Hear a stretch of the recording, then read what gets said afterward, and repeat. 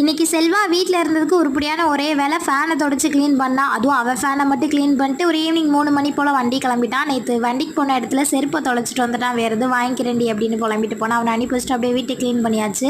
ஏன்னா ஃபேனை வெளியில் தொடடா அப்படின்னு சொன்னால் வீட்டுக்குள்ளேயே தொடச்சி தூசி ஆக்கிட்டு போயிட்டான். நானும் செல்வாவும் வர சாட்டர்டே சண்டே ஒரு வெளியில் போகிறோம். அதுக்கு வேண்டிய ட்ரெஸ் என்னெல்லாம் போட்டுட்டு போகலாம், என்னெல்லாம் எடுத்துகிட்டு போகலாம் அப்படின்னு இன்றைக்கி எல்லாத்தையும் எடுத்து வச்சுட்டு அப்படியே அயர்ன் பண்ணி வச்சு மடித்து வச்சிட்டோம்னா கொண்டு போகும்போது கொஞ்சம் ஈஸியாக இருக்கும்ல அப்படின்னு எல்லாத்தையுமே ரெடி பண்ணி வச்சாச்சு.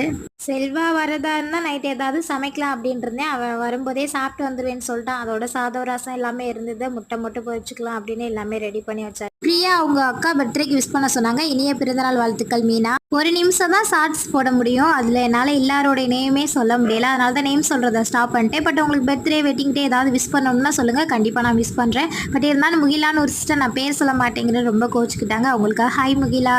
கண்டினியூவாக நம்ம வீடியோ பாருங்கள், மறக்காமல் சப்போர்ட்